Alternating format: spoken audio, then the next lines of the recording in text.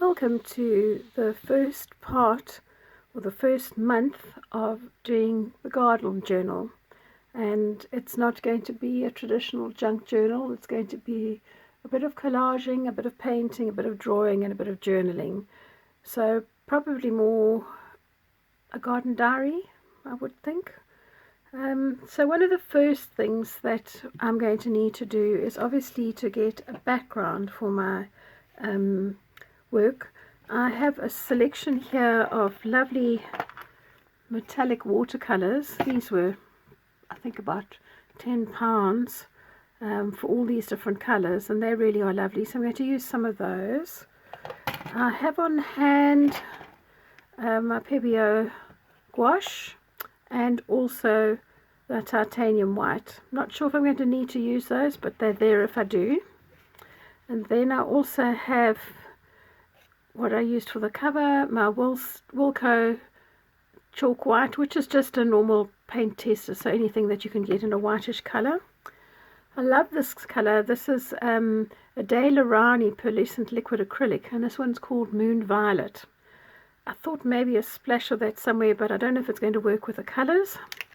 Then I have here my Distress Oxide spray, the Lost Shadow. I also have set aside Distress Spray Stain in the Speckled Egg. I have a Dilutions shimmer spray, which is like a pearly white, which is going to come in handy. And then I have this bottle of glitter craft paint, which I don't know, may or may not use, I'm not too sure. On hand, a palette knife in case I need it, a fattish bristle brush and a smaller one, and a toothbrush for splatters. So quite often when I'm working, I don't work out completely the detail of my pages, but I will start with something to give me inspiration. So January this year, we've had quite a lot of frost. We have had snow, but not a lot, and we don't get it as thick as this. But we do get a lot of these little animals in our garden, except for the deer and the rabbits. They wouldn't have stood, well, maybe there are rabbits, I just haven't seen them. But the other animals we get, and I love the little footprints that are there. So this was my inspiration for my first page. So I will be using some of these footprints, and I will be using some of this background. And so I have done myself a very, very rough sketch of what I want to do. I need to have the words January 2024. This page I'm going to do is going to be the wildlife and how we feed them in the garden, and I will in later pages do what we're actually planting. So I'm going to have a little robin, which I think I'll use this little one because he's really cute. Got a lovely little hedgehog stamp, just part of a Christmas set, so I'm going to use that one on that side. And then I've got a calendar stamp, which is like that. I'm not going to do a day-by-day temperature kind of thing. That's not me. But I think what I will do is on the little calendar is I'll just highlight if there are any specific things. Like we had a really, really cold day for our part of the UK the other day, and I will record that. So before I start working with these images here, I thought I should actually start with doing some paint work. So let's get going with that. So to begin with, I am just going to use some of my metallic spray, my metallic watercolors here. And if I'm having a look at that picture of the footprints, sorry, I've lost it in the book now. This, by the way, is a book a friend gave me from the Royal Horticultural Society, January 2024. So that's the colors that I'm looking at as my background. They've also, I've just seen here, got a really nice, oh there we go, January font. I might actually fussy cut that out and just use that, and then I could use my liquid acrylic there, maybe. Alright, so these are the kind of colors I'm going to work with just for my borders. So my intention here is just to do a very light wash on the page just by way of a background, and then start to build up the colors. So I'm going to start off with this very, very pale blue here. I find the easiest way to work with these little watercolors is just simply to spray the water directly into the little palette tray, and I'm just going to smush them around. I don't really need to have a strong color I'm just wanting to break up the surface. In fact, my fingers might even be better because I'll pick up the texture. The only thing with these metallic colors is they do tend to soak up the moisture in the water very, very quickly. So you do need to keep wetting. Sorry, finger painting. This is actually quite a lot of fun. I haven't done this for ages, but I just think it's going to be a little bit quicker than fiddling around with my brush. Right, so I'm just going to use this to spread the base color in. Love even how on those creases in the paper I'm actually picking up sort of almost what looks like icy kind of twigs perhaps. Right, so needing to moisten this quite a bit. And I'm going to work this way on both pages. Make sure you bring your color across the page, because you don't want to find that you've got this sort of join where nothing happens.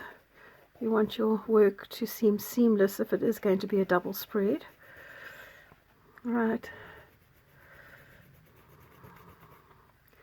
If you are somebody who is fussy or has got beautiful nails, which I don't ever have and I never will have just because of what I do, then by all means use a brush. Some of you are probably having a heart attack at the moment, but some of us do like to get our hands messy. Right, so this is working out nicely. It's a very soft, gentle color, and as you can see, not covering the whole surface, just to bring a little bit of contrast to what we already have going there. We don't want a stark white background. We use bark at work to put on our paths so that we can walk on them, because we've got very clay soil, and when we have a lot of cold and it comes after the wet, it becomes really slippery like an ice rink. So we've been spending quite a bit of time maintaining paths, getting that all ready, and we've just lifted up some membrane to put bark on a bed, because we're going to put a series of smaller raised beds in there, a bit easier for my trainees to work with, I think, than the really standard sized raised beds.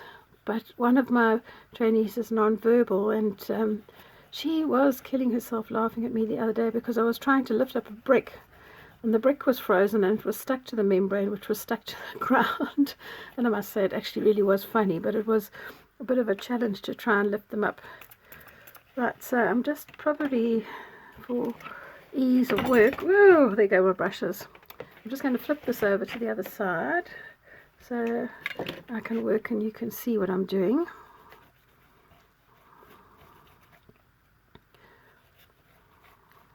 I do like the way the color is unevenly dispersed. Be careful when you're doing backgrounds or any kind of painting. Don't lose all the white. The white is what actually makes your designs pop. And if you're actually going to cover everything up, you're going to find that everything looks very flat. Whereas when you've got little bits of white, you'll find that your colors and things really do show through nicely. Right, getting along here nicely. Just a little bit in the middle, and I think we'll be done with this. Don't want to make my page too wet by using a lot of water actually directly on the page, because I do want to use these sprays and they've got liquid in them themselves, so we'll see. So this is obviously where some of my gesso is still a bit wet, but that's actually nice. It gives it a different kind of mark. Right, one more spritz and we're done with this color.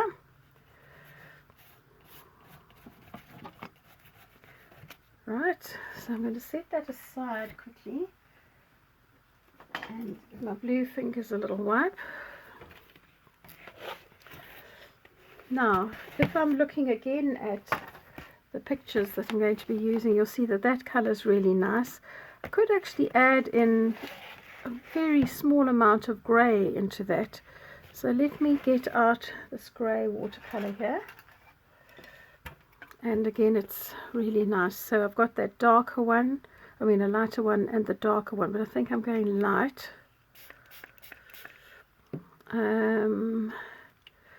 Maybe not such a lot.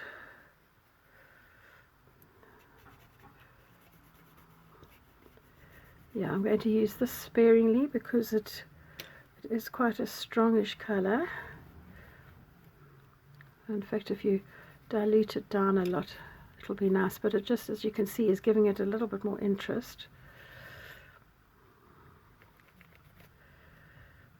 And I'll concentrate this a little bit more down at the bottom of my page. And I'll just move on to this side quickly as well. Let's do the bottom.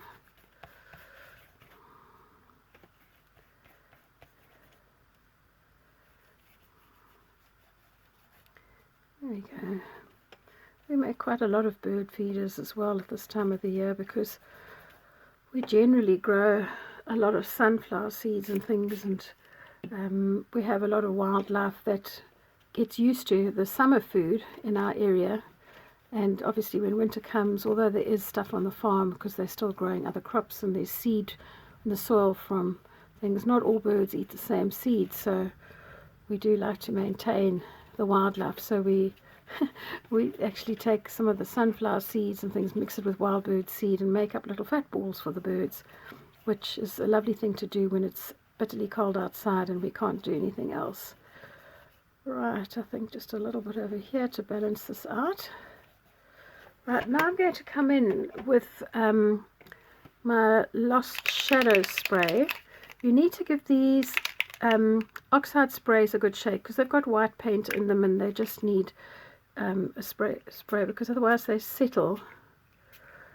I don't want too much of this, and I don't really want it up at the top here. And then I'm going to take just a little bit of my Speckled Eggs Distress Spray stain and just give that a very, very little spritz. And then let's see if we're going to move this around a bit. Let it just work its magic. If it doesn't want to move, just take some water and spritz it. This is why you can see I didn't want to make my pages too wet before. Just let it drip around.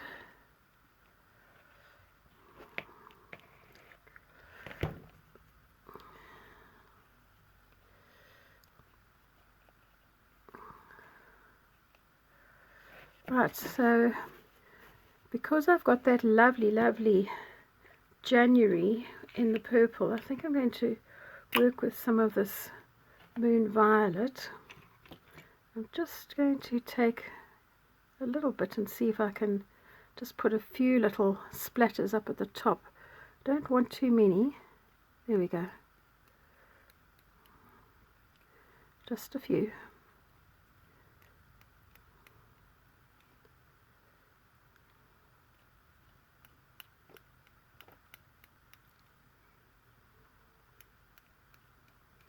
I'm holding my paintbrush about 25 to 30 centimeters above my paper, so I don't actually get very, very thick globs of this. When this has dried, which will just take a few minutes, then I'm going to put a little bit of my dilution spray over some of the surface of that, but I might do some collaging first. I wonder, should I put a bit of this glittery stuff inside? No, we'll leave the glitter. Alright, so let me get this to dry and then we can work on the next stage. While my pages are drying, I'm going to fussy cut out the January because I like that purple. I'm also going to find my snow footprints. Where did they go? I think they were after this. Somewhere. There we go. I'm going to take my scissors and fussy cut out the little robin, probably the squirrel and the badger and the fox, and then we will do some tearing of this once I get back and we can start working on the glue part of the work. Inks have dried now and I've fussy cut out the little images that I wanted to use. I've tried to remove in most part the background because I think I prefer to have the background that I have already made here. Then I've fished out of my stash some of these lovely papers. This one's got nice sort of coarse fibers in it, and this is mulberry paper. had fun with this one because this one had sort of like a silver glitter thread in that I didn't want, so I've been pulling them out with a pair of tweezers. So I've got some of that as well, and I've gone around all my little pictures with my distress ink in antique linen just to kind of soften the cut edges. It always just pulls it together. Then I went ahead and stuck the January word just so that it was in place. My thought here now is that I'm going to use some of the mulberry paper as a way to cover up these months of the year. So something like that, sort of like a soft sort of snowy background. It's probably quite difficult to see there. So I'm going to start by gluing down this, but I do feel I want to get the little fox, maybe these paws just underneath that, just to ground him. So let me just glue this on here quickly.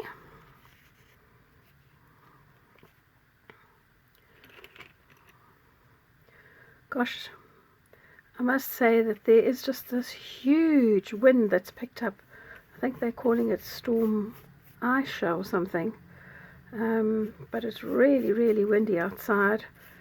Glad I'm indoors and not heading on my way home from work right now. Because it's always fun trying to stand at a bus stop when it's very windy. Anyway, it is what it is. Not like the winds in Cape Town, where there were days when people were standing down on the foreshore, which is the area of Cape Town down nearest to where the harbour is.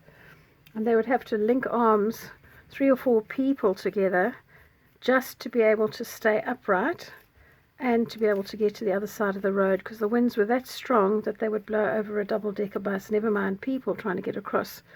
And I remember when I worked at the theatre there, we had I suppose a city theatre there called Artscape, but it was called the Nikomalan Theatre in my day. And we used to do shows there, ballets and operas and drama, yeah. And oh my word, sometimes just trying to get down there to go to work was quite a challenge. Anyway, we managed. When you were younger, you don't worry so much. When you get older, you worry about falling and hurting yourself, but it was all good. Right, so having said now that I wanted to get my little fox underneath here, I think he'll go up here. I'm just going to lift a corner of this mulberry paper if I can, just to put his paws underneath. And that will just ground him a little bit, make him look as though he's standing on the snow. Oopsie, get a bit more glue there. And I'm just using Galleria Matte Medium to glue down, and I'm putting a little bit of glue over these ones for now, just soften out the brush marks. Then I have this lovely textured paper which I'm going to use on the sides, so I'm going to glue that in next, because I want this almost to frame my page. I'll just put a bit of this down.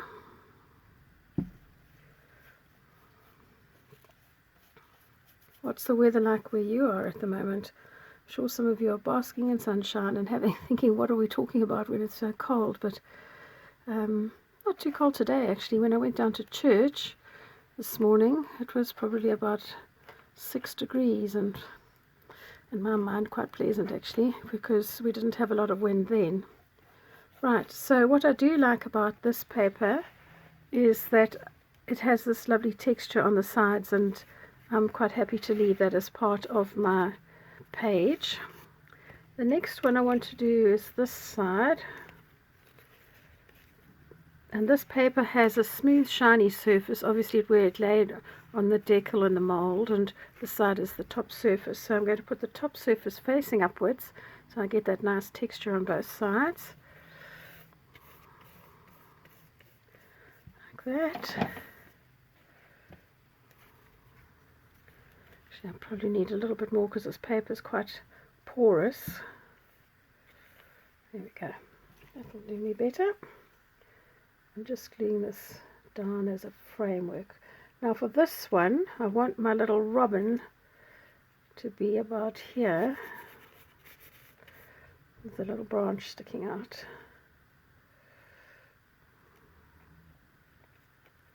Right, this is your new home. I do love the robins here. They really are very, very pretty, but they are so small compared to the ones back home. Our robins are much taller and I think probably a lot more cheeky. They used to hop into my sunroom if I was sitting there and sort of really ask for food. But I think they get to know you. And I had a cat, my Tinky, but she wasn't a bird catcher as such. She used to just sit and look at them, so that was alright. Right, so I've got my lovely little robin there. That's good. Now, Mr. Badger, I think I might just lift a little bit of this page here to get him slightly under this, so it's like he's under the brush coming out from his set. One of the first quizzes I went to when I arrived in the UK, one of the questions was about what is the name of a badger's home, and I was very pleased to say that I was able to answer that, because we have badger sets at work and one in my area where I wanted to build a pond with my group, so that put a sort of end to that plan. Anyway, we've made plan B, so that's alright. So just smoothing out the matte medium here just to make sure that it's all out. These two little images I'm just going to leave for now. I'm going to let this dry. I need to come back and do a little bit of stamping, and once I've done that it should give me an idea of what I actually would like to do in terms of placing those little images. So let me go for now and get this dry.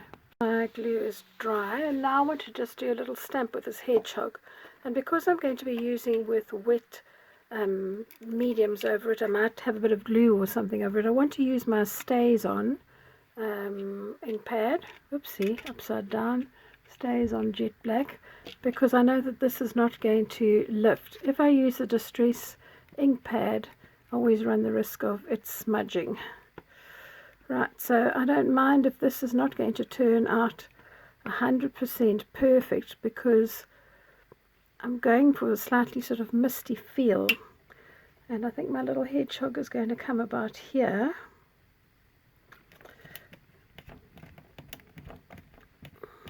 Let's see how we've done with him. Yeah, he's very happy, so I might even do just a little bit of another one here, so he's not completely alone. They're also sweet. We've built hedgehog houses for ours to live in. There we go. We'll have 2. Or should we have 3? 3 is a better number, hey? 2, mum and a dad. That'll be enough. And then we're going to just now start to add in a bit of detail. So I took my metallic watercolors here, and I just put a little bit around the edges of my pages where the paper was very white. Now I am going to add in some color, and I've actually taken this from the background page where these little images were. If you have a look, there's a bigger piece here that I haven't torn out. So there's all this lovely sort of snow color here. So I've just torn some strips from that, and I'm just going to put some in as another layer of color. And all we're doing is just building up layers all the way along. I'm going to use the same color at the top just because it's similar to clouds and sky. And this color is just drawing your eye into the center of the page by creating almost like a little frame. There's going to be another bit over here, like that.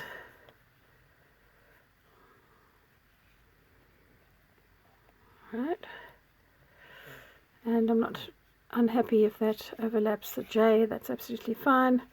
I have a little bit here just to hide the badger's bottom, because I didn't have a whole image there. I just had part of an image, so it's actually going to do the trick, and also introduce just a slightly deeper shade of the colors we're working with. I've edged all of these too with the antique linen distress ink pad, which is this little one here, just because it just softens that white from when you're cutting. Always just, I don't know, more pleasing to the eye. Right, so you can already see that that's starting to pull your eye in towards the center of the page by offering a bit of a frame. And then I have found a when I was looking through this that I'd missed seeing this. You know, it was right there in the middle of the page. I didn't see it. It's called Spot the Tracks. And I think that I'm going to glue it over here simply because that gives a sentiment and a purpose to the page. This is not the page I thought it was going to be to begin with, is it? I was going to do something more about gardening, but this is part of my gardening, is looking after the wildlife. So the next page I do will be more to do with plants. Right, so I'll stick that in as a sentiment. And we have tracks here, and I will come back in with my writing. I want to put this little squirrel here. I think I'll pop him up there just as a bit of a balance, because it'll balance that over there, but I don't want it on the same line. In other words, I don't want them to be in a straight line like that. I'll offset it down a little bit, but it will draw your eye from left to right, like that.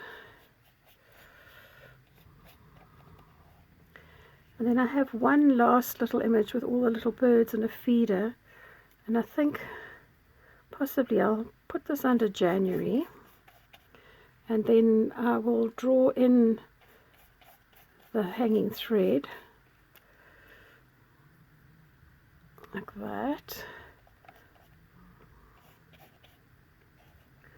A little glue under there. These fine little ones, I just will go over it just to make sure that all the edges are done. Right, so that's as far as I'm going to get right now. Oh, these little guys look a bit lost. They need something to ground their feet. What if I put a little bit of this? No, I'll come in with paint later. So this is going to dry, and then my next step of this will be to come in with paints and some journaling. So I'll see you a little bit later on. I need to make supper now. Bye. So I want to work on the next stage of this layout, and that is just enhancing some of the images that I already have on the page. So quite often when you are gluing down things that you might have cut out, or you're doing some stamping in that, it's quite difficult to get them all to marry together. So you could use colors to do that by having a color theme. You could use contrasts by creating light and dark shades. You could add in color by using pencils or watercolors, and you can just start to play around with what you've already got. So to begin with, let me show you what I've done on the other side of the page. So if I just take that off there, I have started to play around on this page here, and what you can see I've done is that I just had a strip of paper and I've drawn in a branch that I could actually ground my little robin on. I've put in some watercolors up here so that up to this point it's almost a tree, but then it fades into the sky. And I have outlined the little fox a little bit. I've put in some watercolor around the bottom just to ground his feet, make him look as though he's standing under the tree. And I'm going to do something similar now on the other side of the page. So I'm just going to put that there just to protect that side. I'm just using my little watercolors straight as they are out the palette, and I'm going to just spritz a couple of colors just to see. Let me just see what colors I used here. I used a bit of ochre and a bit of lemon and a little bit of blue. Okay.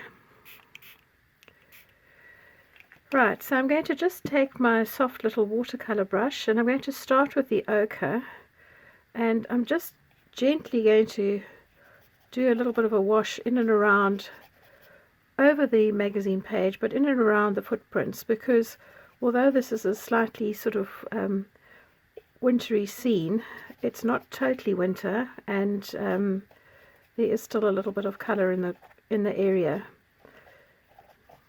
So by going over what I've already got here, I'm almost just adding in another color value, but it's going to tie the whole thing together.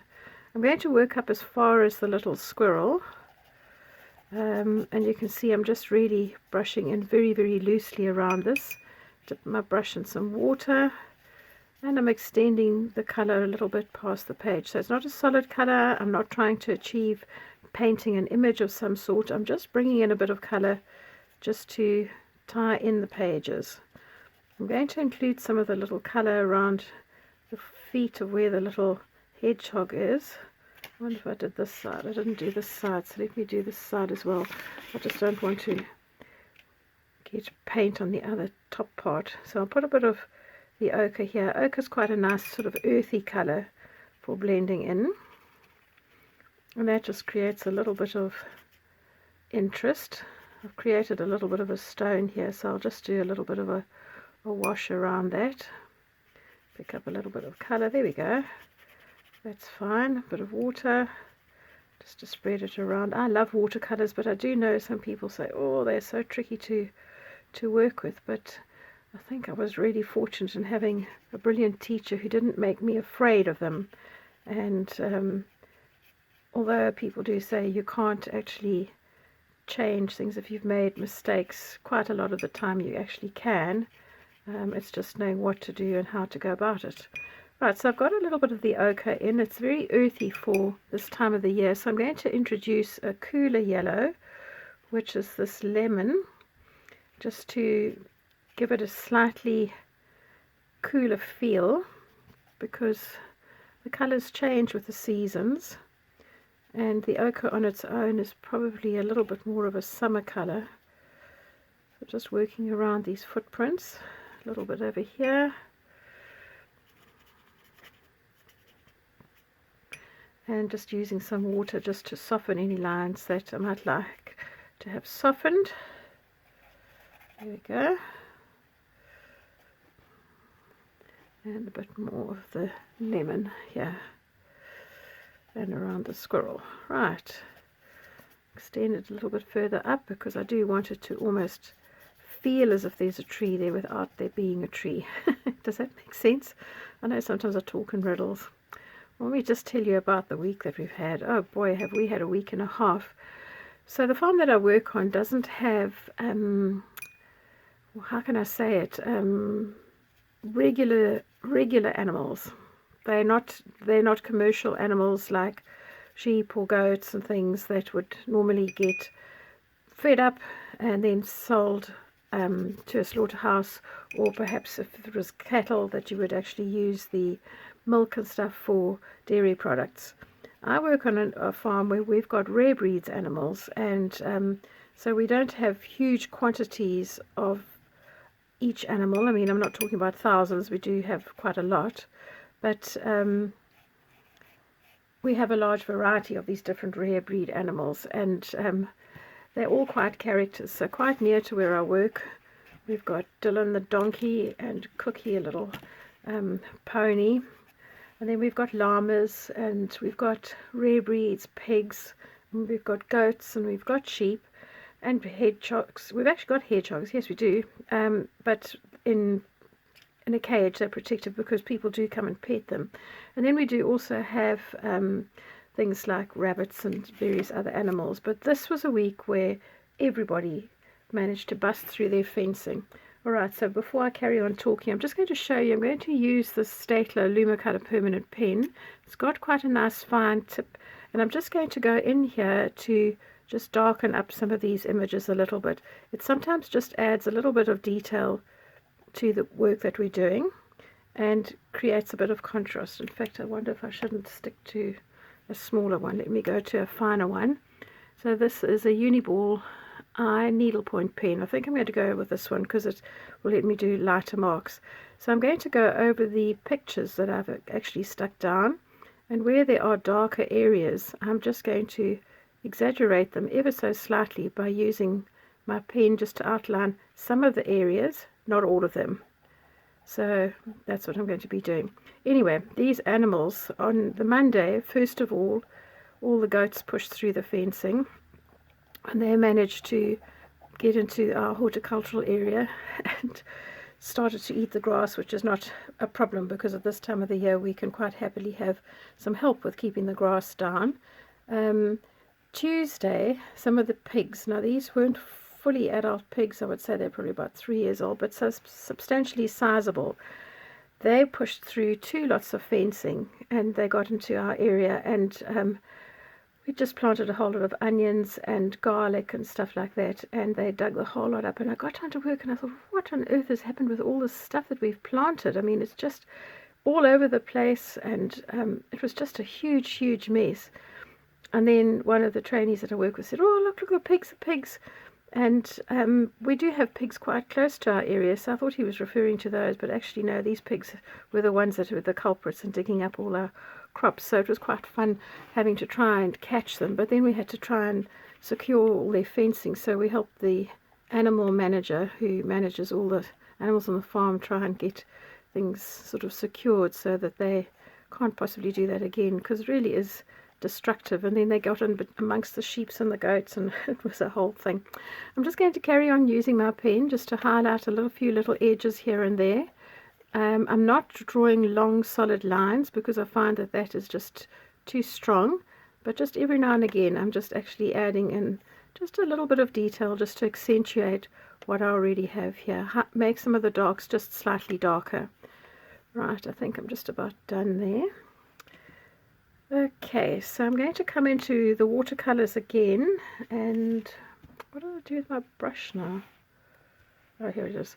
I'm going to just take a little bit of my blue, ever so slightly, and I'm going to just mix in a little bit of that, using water just to soften the colors, and take that up towards the sky. And then for the rest of my page, I have got space.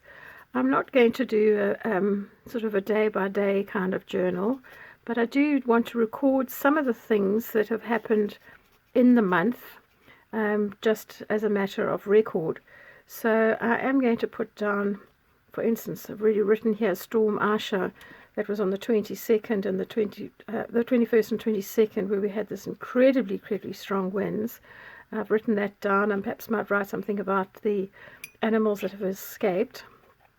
And I'll fill the page with journaling, but I'm going to do another one for January as well that's got a bit more to do with the planting and the preparation that we'll be doing at the moment to actually get the area ready. So we had a beautiful day on the 1st of February, and I know I'm filming this after the end of January, but that's just sometimes how life is.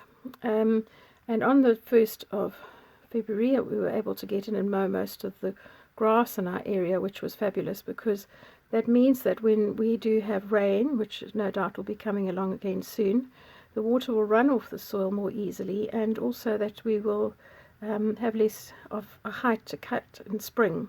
So that was brilliant, and we have been busy building cold frames and fixing raised beds. We've been emptying out our compost bins to get things ready for planting. So we've sown quite a lot of seeds. We've sown runner beans, we've sown sweet peas, we've sown some snap peas, and all of those things are in a warm place in the greenhouse.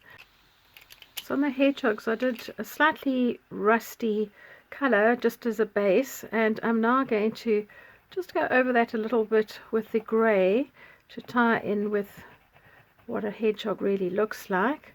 And I really am enjoying having the softer impression that I had from the stamp to be able to play around with these colors. I will also go in with, I think, probably this deeper blue just in on the birds, just to accentuate a little bit of their heads, because that's quite a pretty color.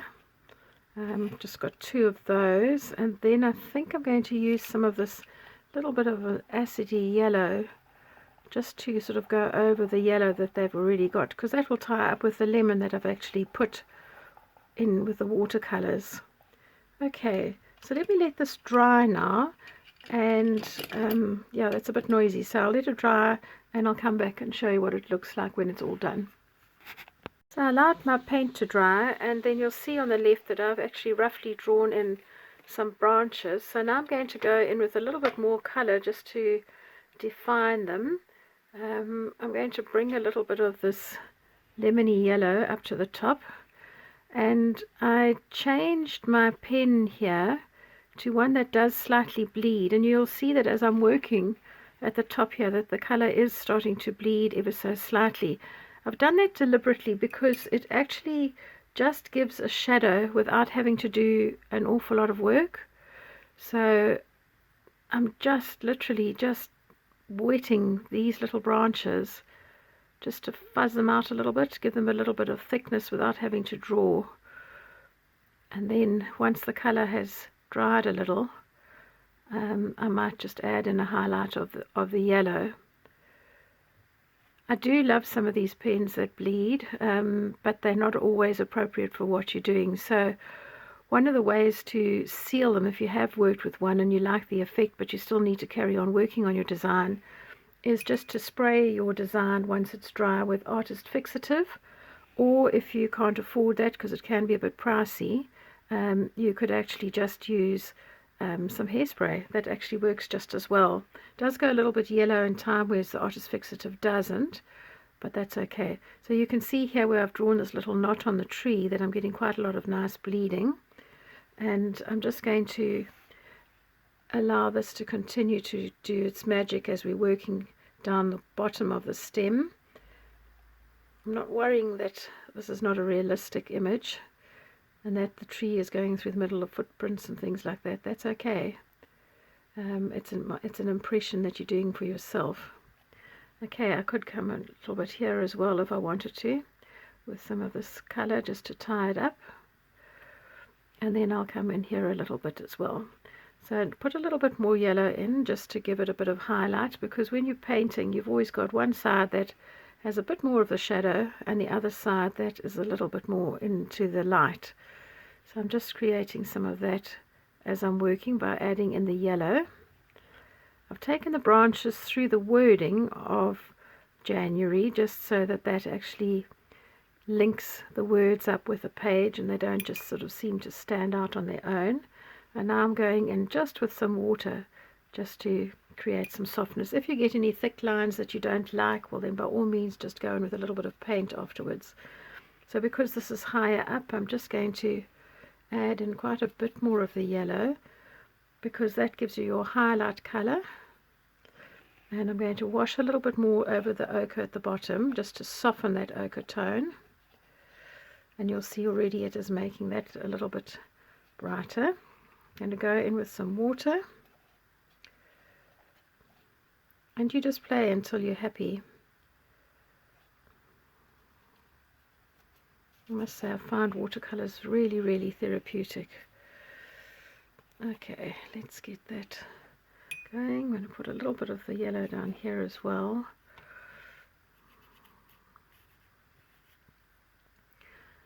Sorry, can't help myself with my fingers.